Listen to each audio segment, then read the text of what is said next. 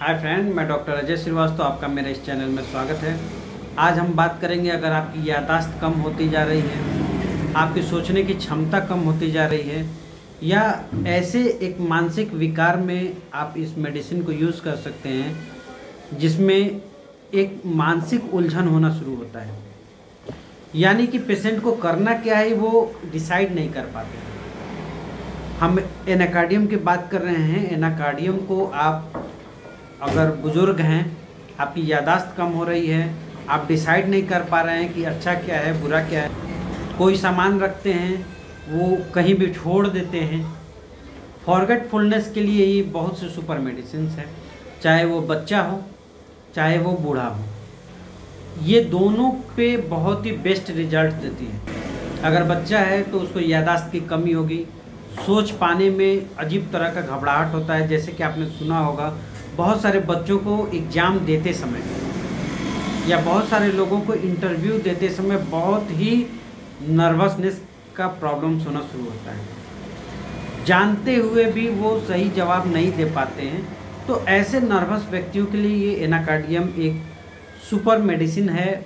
ये न सिर्फ नर्वसनेस को कम करती है बल्कि आपके इनर कॉन्फिडेंस को बहुत ही काफ़ी हद तक मेंटेन करती है। इससे फ़ायदा ये होता है कि एग्ज़ाम में आप घबराहट कम होने से आप जानते हुए चीज़ को सही से लिख पाते हैं, और सही से क्या बल्कि बहुत बाकायदे से लिख पाते हैं। तो हमारे पास ऐसे जितने भी स्टूडेंट आते हैं उनके लिए ये मेडिसिन रिजर्व रखी होती है, उनको याददाश्त के लिए। तो फ्रेंड्स, आज हम एनाकार्डियम को समझेंगे, और अगर आपके पास एनाकार्डियम है तो आप इसको कब और कैसे ले सकते हैं, किन किन रोगों में आप इसको ले सकते हैं, और इसका परफेक्ट सिम्टम्स क्या हैं। बहुत ही कम में जो कुछ सिम्टम्स है जिसको आप परफेक्ट रूप से यूज़ कर सकते हैं, वो सिम्टम्स हम आज आपको बताएंगे। तो हम आगे बढ़े उसके पहले एक छोटा सा रिक्वेस्ट, आप अगर नए हैं तो वीडियो को लाइक सब्सक्राइब जरूर कर दें, ताकि हम आप तक होम्योपैथ से रिलेटेड वीडियो और सूचना या जानकारी पहुँचाते रहें। पहला जो सिम्टम्स एनाकार्डियम को होता है वो है स्मरण शक्ति का लॉस।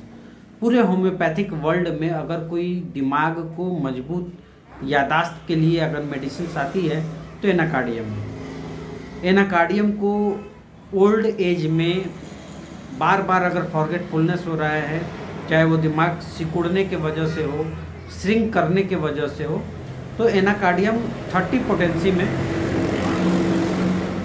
आप उसको ले लीजिए और 5 बूंद आधा कप पानी में डालकर रोज़ सुबह अगर 1-1.5 महीने तक लेते हैं तो धीरे धीरे ये स्थिति इम्प्रूव होती चली जाती है।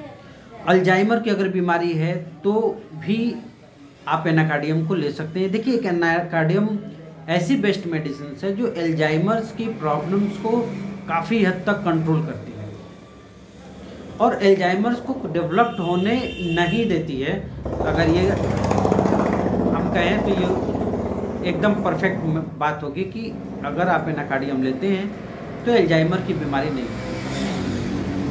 एल्जाइमर के लिए मैंने अलग से वीडियो डाला हुआ है, बहुत ज़्यादा करने से ये वीडियो बहुत लंबा होगा। एल्जाइमर में जनरली फॉरगेटफुलनेस होने लगता है, याद नहीं रहता है, अभी लास्ट में क्या खाया था ये नहीं याद रहेगा। तो खैर, आज हम बात कर रहे हैं एनाकार्डियम के बारे में। अगर आपके पास एनाकार्डियम है, एनाकार्डियम होम्योपैथिक मेडिसिन है, तो आप उनको किन किन रोगों में यूज़ कर सकते हैं। दूसरी बात है उलझन। देखिए, एक मानसिक भ्रम और अवसाद। एक संतुलित व्यक्ति कैसा होता है? एक संतुलित व्यक्ति वो होता है जिसको पता होता है कि अगर हम कुछ गलत करेंगे तो उसका गलत परिणाम होगा। लेकिन जब व्यक्ति के दिल और दिमाग से गलत परिणाम का डर या भय निकल जाता है, या डिसाइड कर पाने में असमर्थ होता है कि क्या होगा, तो वो गलत करते चला जाता है।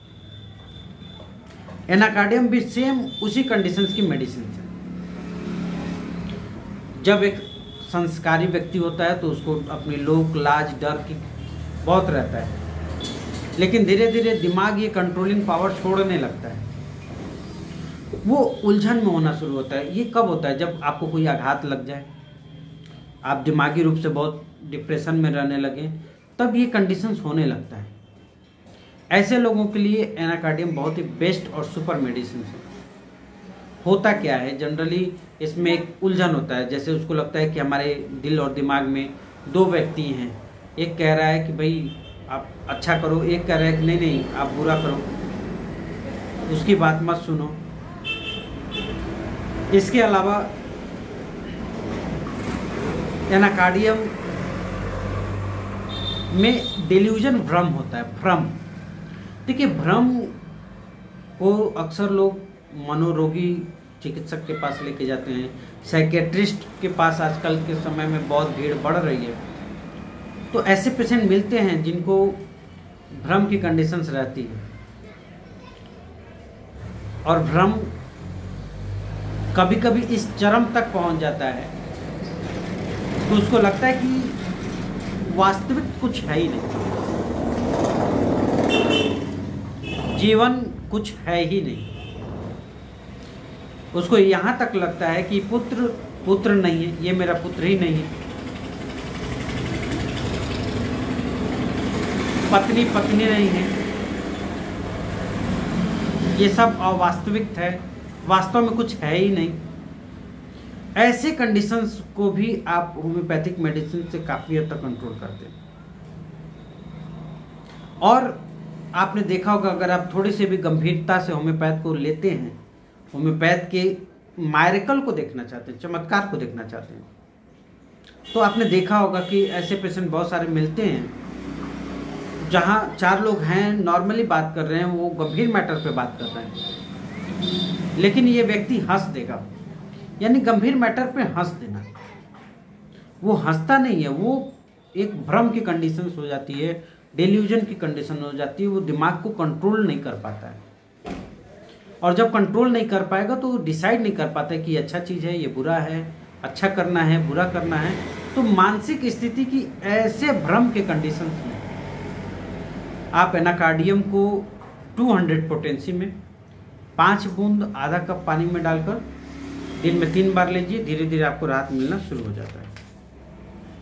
और एनाकार्डियम को आप यूज़ कर सकते हैं अगर आपको खाना खाने से सर दर्द आराम हो जाए। ऐसे बहुत सारे पेशेंट आते हैं जिनको खाना खाने से पेट दर्द या सर दर्द आराम होने लगता है।